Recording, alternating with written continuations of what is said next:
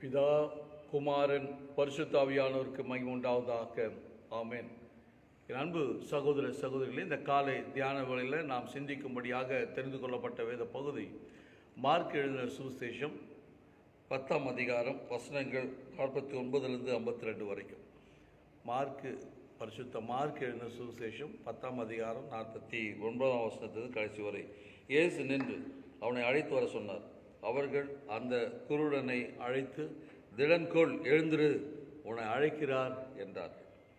உடனே அவன் தன் மேல் வஸ்திரத்தை எறிந்துவிட்டு எழுந்து இயேசுவிடத்தில் வந்தான். இயேசு அவனை நோக்கி, நான் உனக்கு என்ன செய்ய வேண்டும் என்கிறாய் என்றார்.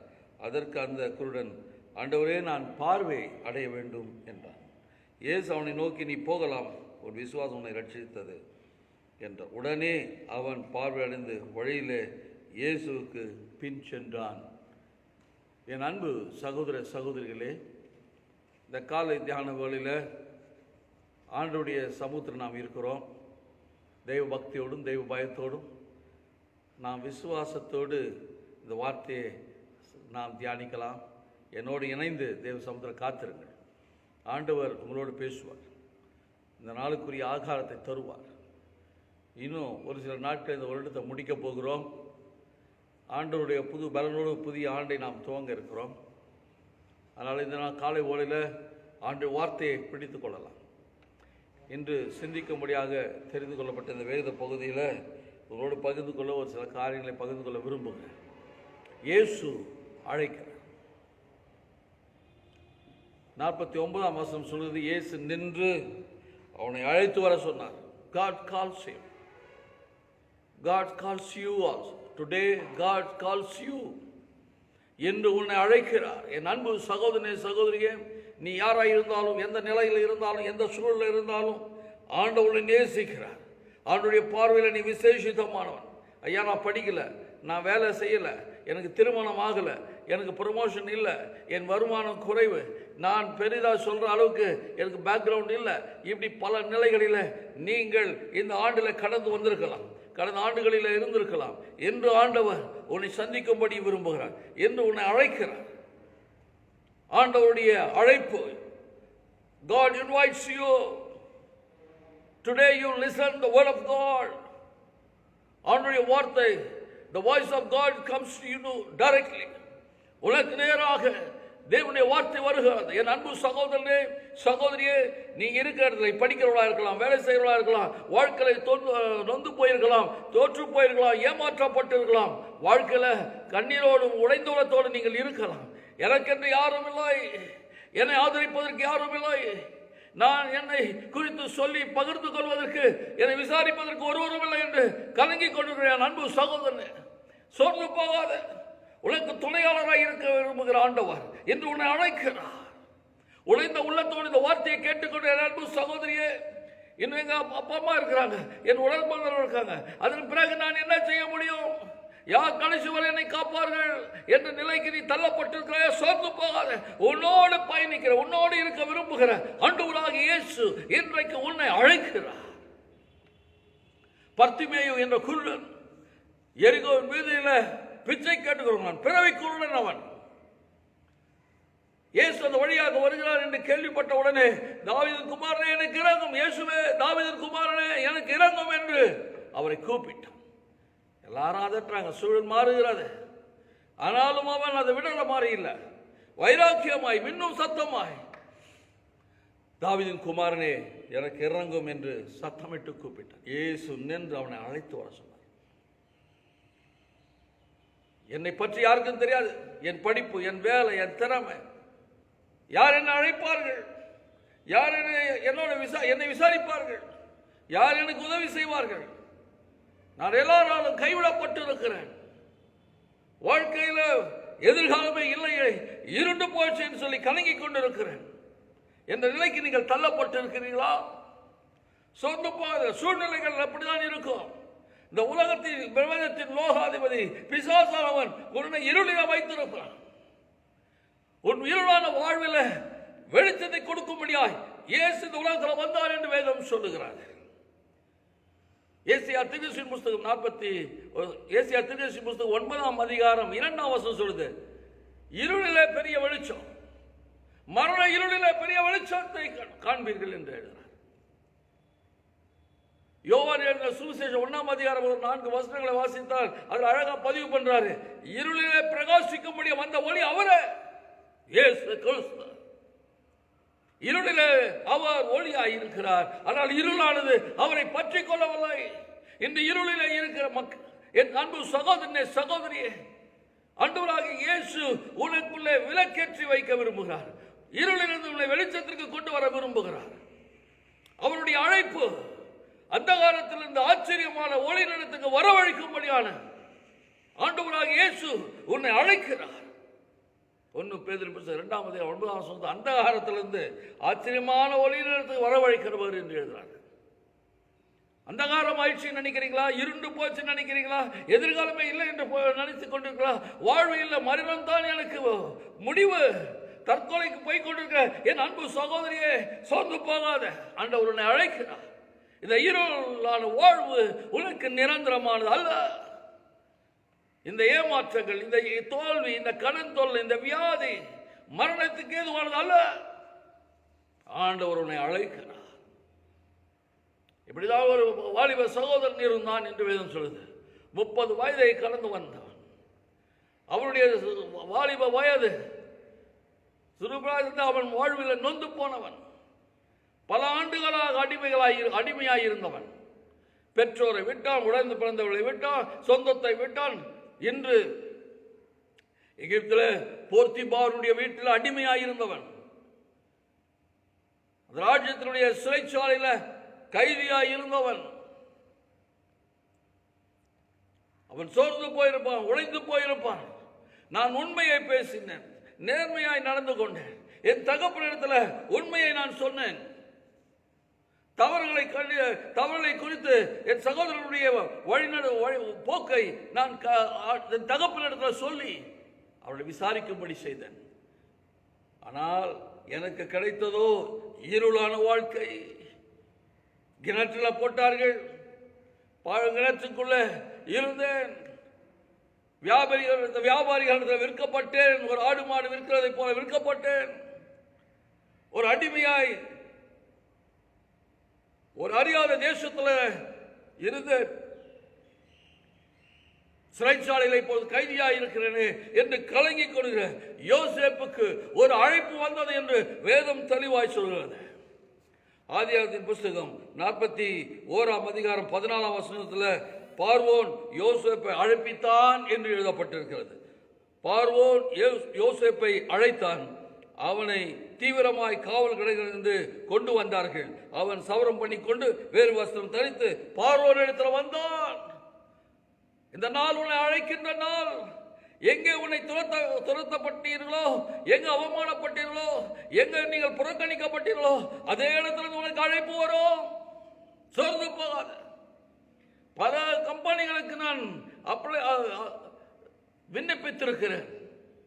ஆனால் என்னை யாரும் அழைக்கல சொல்லி கலங்கி கொண்டிருக்கிற அன்பு சகோதரனே, உனக்கு தேடி அழைப்பு வருகிறது. உன்னை வேலைக்கான அழைப்பை ஆண்டவர் இந்த காலவரையில் கொடுக்கும்படி உனக்கு நேராக இந்த அழைப்பு அனுப்புகிறார். நம்பிக்கையோடு பெற்றுக்கொள்ளுங்கள், விசுவாசத்தோடு அதை ஏற்றுக்கொள்ளுங்கள். பல ஆண்டுகள் ஆச்சு, எனக்கென்று ஒரு வாழ்க்கை துணைவி கிடைக்கல, துணைவர் கிடைக்கலன்னு சொல்லி கலங்கி கொண்டிருக்கிற அன்பு சகோதரனே சகோதரியே, எலியேசரை நேர் வழியாய் நடத்தின ஆண்டவர் ஆதியாகமம் 24ஆம் அதிகாரம் 48ஆம் வசனம் சொல்வது போல நேர் வழியாய் எலியேசரை நடத்தின ஆண்டவர் உங்களையும் நேர் வழியாய் நடத்துவார். உனக்கென்று ஒரு அழைப்பு வருகிறது. எல்லாராலும் புறக்கணிக்கப்பட்டேன் என்று கலங்காத. உன்னை தேடி அழைப்பு வருகிறது. இந்த நாளில் ஆண்டவருடைய வார்த்தையின் மேல நம்பிக்கை வையுங்கள். நீண்ட காலமாய் சிறைச்சாலையில் இருந்து கண்ணீரோடு கவலையோடு உடைந்து போய், ஆண்டவரே என்னை பார்ப்பதற்கு ஒருவரும் இல்லை, விசாரிப்பதற்கு ஒருவரும் இல்லை, இந்த சிறைச்சாலையிலிருந்து என்னை விடுவிக்க யார் வருவார்கள் என்று கலங்கி கொண்டிருக்கிற வேளையில் ராஜாவின் இடத்திலிருந்து, பார்வோன் இடத்திலிருந்து அவனுக்கு ஒரு அழைப்பு வருகிறது. சிறைச்சாலையிலிருந்து அரண்மனைக்கு ஒரு அழைப்பு, இருளிலிருந்து வெளிச்சத்துக்கு வரும்படியான அழைப்பு, ஏமாற்றத்திலிருந்து தோல்வியிலிருந்து ஜெயத்தையும் வெற்றியும் பெற்றுக் கொள்ளும்படியான அழைப்பு, உன் சுகவீனத்திலிருந்து பலவீனத்திலிருந்து சுகம் பெற்றுக் கொள்ளும்படியான அழைப்பை ஆண்டவர் தருகிறார். இந்த காலை வேளையில் உன்னை அழைக்கிற ஆண்டவர் உண்டு. யோசேப்பை சிறைச்சாலையிலிருந்து அரண்மனைக்கு அழைத்த ஆண்டவர் உன்னையும் அழைக்கிறார். இந்த காலை வேளையில் நம்பிக்கையோடு உனக்கு எதிர்பார்க்கின்ற காரியங்களை ஆண்டவர் தருவார் என்ற நிச்சயத்தை இந்த காலையில் உறுதிப்படுத்திக் கொள்ளுங்கள். ஆண்டவருடைய வார்த்தைகள் உனக்கு நேராய் வந்து கொண்டிருக்கிறது. நம்பிக்கையோடு பெற்றுக்கொள். சாமுவேல் தீர்க்கதரிசி ஈசாயினுடைய இல்லத்தில் போய் ஆண்டவருடைய திட்டத்தின்படி ஈசாவை அழைப்பித்து உன் பிள்ளைகளை கொண்டு வா என்று சொன்னான். அவன் பிள்ளைகளை அழைத்தான். ஒவ்வொருவராய் பார்த்து இவனா அடுத்த ராஜா, சவுலுக்கு அடுத்த ராஜா இவனா என்று சொல்லி ஒவ்வொருவரையும் பார்த்து சோர்ந்து போயிட்ட சாமுவேல். அவர்கள் இடத்திலிருந்து வந்த அனைவரும் கடந்து போனார்கள். ஆனால் ஆண்டவர் தெளிவாய் சொன்னார், ஈசாவினுடைய பிள்ளைகளில் ஒருவன் அந்த வீட்டில் போய் எனக்கென்று ஒரு ராஜாவை நீ அபிஷேகம் பண்ணு என்று சொன்னவர். பிள்ளைகளெல்லாம் வந்து போயிட்டாங்க. எல்லாரும் வீட்டில் அமைதியாக நிற்கிறாங்க. ஆண்டுடைய வார்த்தை அந்த உந்துதல் பேரில் சாமுவேல் தீர்க்கதரிசி இப்போது ஈசாயை பார்த்து கேட்கிறான், உனக்கு இன்னும் வேற யாராவது பிள்ளைகள் இருக்கிறார்களா? எல்லாராலும் கைவிடப்பட்டவன், பெற்றோரால் உடன்பிறந்தவரால் புறக்கணிக்கப்பட்டவன், வீட்டில் இருந்து அந்த சந்தோஷத்தை அனுபவிக்க முடியாதபடிக்கு வனாந்திரத்தில் ஆடுகளுக்கு முன்பாக இருந்து ஆடுகளை மேய்க்கிறவனாக இருந்தான். வாழ்க்கை கசந்து போன வாழ்க்கை,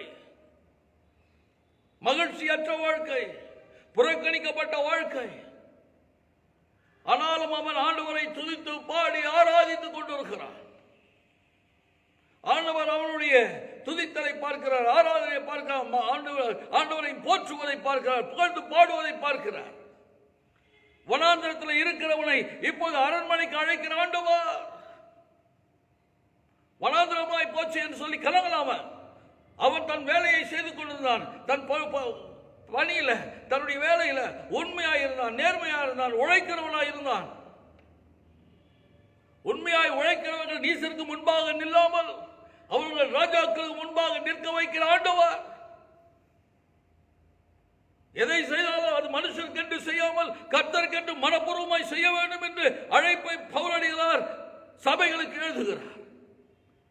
இந்த காலையில் இந்த வார்த்தையை கேட்டுக்கொள்கிற அன்பு சகோதரியே, நீ எல்லாராலும் கைவிடப்பட்டிருக்கலாம், புறக்கணிக்கப்பட்டிருக்கலாம், அன்கேர்டா இருக்கலாம், ஆதரவற்று இருக்கிறாய். கலங்காத. வயது முதிர்ந்தாலும் உன்னை விசாரிக்கிறவர் ஒருவர் உண்டு, இயேசு கிறிஸ்து. உன் பலவீனத்தில் பலத்தை கொடுக்கிறவர். உன்னை விசாரிக்கும் பிள்ளைகளை எழுப்புவார். அன்பு சகோதரனே, என் உடன் பிறந்தவர்கள் எல்லாம் படித்து விட்டார்கள், நல்ல வேலையில் அமர்ந்து விட்டால், நல்ல குடும்பம் அமைந்து விட்டது. ஆனால் என்னை குறித்து விசாரிக்கிறதுக்கு, நன்மையான காரியங்களை செய்வதற்கு ஒருவரும் இல்லைன்னு சொல்லி கலங்காத. ஆண்டவர்களை அழைக்கிறார். கண்ணீரிலிருந்து உன்னை கௌரவமான ஒரு இடத்திற்கு அழைக்கிறவர் ஆண்டவர். இல்லாமையிலிருந்து இருக்கிறவர்களை போல அழைக்கிற ஆண்டவர் என்று உன்னுடைய வாழ்வில் மகிழ்ச்சியை வைத்திருக்கிறார். இந்த கசந்து போன வாழ்வில் ஒரு மறுமலர்ச்சியை வைக்கிறார், மனமகிழ்ச்சியை வைக்கிறார். சோர்ந்து போகாத. இந்த நாளில் ஆண்டவர் மேல நம்பிக்கை, அந்த விசுவாசத்தை வையுங்கள். வீதியில பிச்சை கேட்டுக்கொண்டிருக்கிற பர்திமையை இயேசு அழைக்கிறார். வீதியில பிச்சை கேட்டுக்கொண்டிருக்கிற இப்பொழுது அவன் இயேசுவுக்கு முன்னாடி நிற்கும்படியான ஒரு பாக்கியத்தை பெற்றுக் கொண்டான். ஆண்டவராகிய இயேசு சொன்னார், நான் உனக்கு என்ன செய்ய வேண்டும்?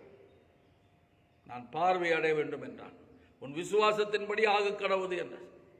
இந்த காலை தியான வேளையில என்னோடு இணைந்து இந்த வார்த்தையை கேட்டுக்கொண்டிருக்கிற அன்பு சகோதரனே, சகோதரியை சோர்ந்து போகாது. உன் விசுவாசத்தை நம்பிக்கை ஆண்டவர் மேல இருந்து விட்டு விடாத. அனுதினமும் வேதத்தை வாசிக்கிறத தொடர்ந்து செய். ஆண்டவரை நோக்கி விண்ணப்பிக்கிறத தொடர்ந்து செய். நேரத்தை, ஜப நேரத்தை அதிகரி.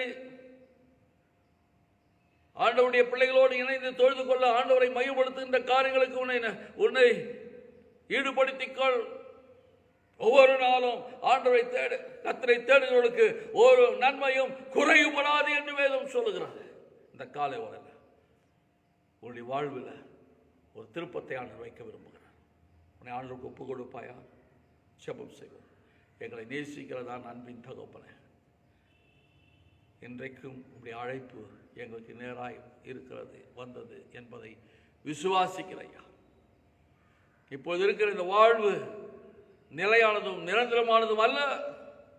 இந்த பிரச்சனைகள், கடன் தொல்லைகள், வியாதி, நெருக்கம், பிரிவின, மனஸ்தாபங்கள், வைராக்கியங்கள் இவைகளெல்லாம் கடந்து போகிற மேகங்கள். அது போகும் என்ற நம்பிக்கை இந்த காலவேளை எங்களுக்கு கொடுத்ததற்காக ஸ்தோத்திரம். எங்கள் விசுவாசத்தை இந்த காலவேளை உறுதிப்படுத்திக் கொண்டிருப்பதற்காக ஸ்தோத்திரம். இந்த வார்த்தையை கேட்டுக்கொண்டு அநேகருடைய கண்ணீர் என்று துடைத்துக் கொண்டிருக்கிறீர்கள், அதற்காக ஸ்தோத்திரம். சோர்ந்து போகாது. ஆற்றுகிறவரும் தேற்றுகிறவரும் உன் பக்கத்தில் இருக்கிறார். எபேசியர் 4:6 சொல்வது போல அவர் உன் மேல இருக்கிறார், உன் பக்கத்தில் இருக்கிறார், அவர் உங்கள் உள்ளத்தில் இருக்கிறார். விசுவாசத்தோடு நம்பிக்கையோடு உங்களை ஒப்புக் கொடுங்கள். உங்களுடைய தவறுகள், மீறுதல் தடையா இருக்கிறதா? உங்களுடைய பாவங்கள் அதற்கு தடையா இருக்கிறதா என்று உன் பாவங்களையும் மீறுதலையும் ஆண்டவருடைய சமூகத்தில் அறிக்கை செய்யுங்கள். அவர் விலையேற பரிசுத்தமான ரத்தத்தினால் கழுவப்பட உங்களை ஒப்புக் கொடுங்க. ஆண்டவர் உங்களை புது சிருஷ்டியாய் மாற்றுவார். பழசெல்லாம் ஒழிந்து போகும் என்று சொல்லப்பட்டிருக்கிறது.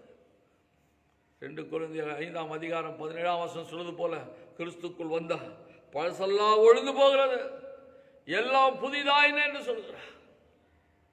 ஏசியா தீர்க்கதரிசியின் புத்தகம் 43:18 சொல்லுது, இதோ நான் புதிய காரியங்களை செய்கிறேன், அது இப்பொழுதே தோன்றும், அறியீர்களா? வனாந்திரத்தில் வழியும் அவாந்திர வழியில் ஆறுகளை உண்டாக்குவேன் என்று சொன்னாரே, இந்த வார்த்தை உங்களுக்காகத்தான். அன்பு சகோதரியே, உனக்காகத்தான். வனாந்திரமா போச்சுன்னு நினைக்காத. உன் வாழ்வில் ஒரு சுபிட்சத்தை வைக்கிறார். வறண்ட நிலம் செழிப்பான நிலமாய் மாறும். நீண்ட காலமாச்சு திருமணம் ஆகி என்று சொல்லி கலங்கிக் கொண்டிருக்கிற என் அன்பு சகோதரனே, சகோதரியே, உடைய குடும்ப வாழ்வில் ஆண்டவர் மேல நம்பிக்கையோடு அவரை நோக்கி கூப்பிடு. அவர் உன்னை அழைக்கிறார். அவருடைய தழுவினால் நீங்கள் குணமாகிறீர்கள். அவருடைய விசேஷமான வல்லமை மேல் இறங்கிக் கொண்டிருக்கிறது. கர்ப்பம் தரிக்கக்கூடாதபடிக்கு தடையாயிருக்க எல்லா பொல்லாத ஆவிகள் பலவீனத்தின் கட்டுகளை இயேசுவின் நாமத்தினால சுட்டறிகிறார். கர்ப்பம் தரிப்பதற்காக குழந்தை பாக்கியத்தை பெற்றுக் கொள்ளும்படியான அவயங்கள் உருவாகிறது. சொர்ந்து போகாத. உன் கண்ணீருக்கு பதில் உண்டு. விசுவாசம் உள்ளவர்களாயிருங்க. நன்றி இயேசு சுவாமி. எல்லாராலும் கைவிடப்பட்டேன். ஒரு சில மாதங்களில் நீ மரித்து போவா என்ற நிலைக்கு நீங்கள் தள்ளப்பட்டிருக்கலாம். அன்பு சகோதரனே, சோர்ந்து போகாத. இந்த வியாதியின் படுக்கையை மாற்றிப்பட ஆண்டவரால் முடியும். ஆண்டவரை நோக்கி கூப்பிடு. மரண படுக்கையிலிருந்து வாழ்வின் உச்சத்துக்கு உன்னை கொண்டு போக அவரால் முடியும். விசுவாசி. அப்படி தழுவினால் நீங்கள் குணமாகிறீர்கள். இந்த காலை போல என்னோடு இணைந்து ஜெபித்துக் கொண்டிருக்கிற ஒவ்வொருவருக்காக ஜெபிக்கிறையா. பொல்லாத ஆவி, அசுத்த ஆவியின் பிடியில் அலக்கழிக்கப்பட்டிருக்கிற அன்பு தம்பி, பெற்றோருக்கு மன வடிவாய் இருக்கிறாய். உன் வீட்டாருக்கு மன வடிவை உண்டாக்கி கொண்டிருக்கிறாய். உனக்கே தெரியல. நான் அன்புள்ளவன், வேதவாசிகள் ஜெபிக்கிற, ஆனாலும் இந்த அசுத்த ஆவி என்னை அலக்கழிக்கிறது. என் பெற்றோர் கண்ணீரோடு இருக்கிறார்கள், உடைந்து போயிருக்கிறார்கள், என் வீடே அலங்கோலமாக இருக்கிறது. இந்த காலவளவில் ஆண்டவரை நோக்கி கூப்பிட ஆண்டவரை கரமுனை தொடுகிறது. உன்னை அலக்கழித்துக் கொண்ட எல்லா விதமான பிசாசின் அந்தகார சக்தியிலிருந்து இயேசு கிறிஸ்துவின் நாமத்தினால விடுவிக்கிறார். உன்னை கொண்டு குடும்பம் கட்டி எழுப்பப்படும். உன்னை கொண்டு குடும்பத்துக்குள்ள சமாதான சந்தோஷம் ஆண்டவர் வைப்பார். தொடர்ந்து ஆண்டவர் மேல நம்பிக்கையுடையவர்களாயிருக்க விசுவாசத்தை ஆண்டவருடைய மகிமையை நீ காண்பாய். நன்றி இயேசு சுவாமி. Thank you holy God. Thank you Jesus. ஒவ்வொருவரோடு நீர் பேசிக் கொண்டிருப்பதற்காக ஸ்தோத்திரம். இந்த காலையில் அவருடைய விசுவாசத்தை நம்பிக்கை உறுதிப்படுத்திக் கொண்டிருப்பதற்காக நன்றி செலுத்துகிறேன். தொடர்ந்து உங்களுடைய பிள்ளைகளோடு பேசுங்க. பிறந்த நாள் திருமண நாளை கண்டு உமக்கு நன்றி செலுத்தி கொண்டிருக்கிற ஒவ்வொருவரையும் இந்த நாளில் வாழ்த்துகிறேன். கர்த்தர் ஆசீர்வதிப்பீராக. துவங்கியிருக்கிற இந்த ஆண்டு ஆசீர்வாதம் அமையட்டும். தேவைகள் சந்திக்கப்படட்டும். கண்ணீருக்கு பதில் கொடுங்க சுவாமி. உடைந்த உள்ளத்தை தேற்றுங்க. சொந்து போகாதபடி காத்துக்கணும். விசுவாசத்தில் நிலைத்திருந்து மற்றும் சாட்சிகளாக இருக்க உதவி செய்யுங்க. நன்றி இயேசு சுவாமி. நன்றியோடு உம்மை ஸ்தோத்திரிக்கிறோம். இந்த நாள் ஒரு ஆசீர்வாதத்தின் நாளாக மாற்றுங்க. இந்த நாளின் மனமகிழ்ச்சியின் நாளாக மாற்றுங்க. அருமையான உம்முடைய பிள்ளைகள் ஆண்டவரே இந்த நாளில் உம்முடைய துணையை கொண்டு கடந்து செல்ல உதவி செய்யுங்க. ஆசீர்வாதம் அமையட்டும். இயேசுவின் நாமத்தின் அச்சவின் நல்ல பிதாவே, ஆமென். நமது ஆண்டவராகிய இயேசு கிறிஸ்துவின் கிருபை, பிதாவாகிய தேவனுடைய அன்பும் பரிசுத்த ஆவியானவருடைய அந்யோன்ய ஐக்கியமும் வழிநடத்தும் நம்மோடு கூட இன்றும் என்றும் சதா நாட்களிலும் இருப்பதாக. ஆமென். ஆமென். God bless you. கர்த்தர் உங்களை ஆசீர்வதிப்பாராக. ஆமென்.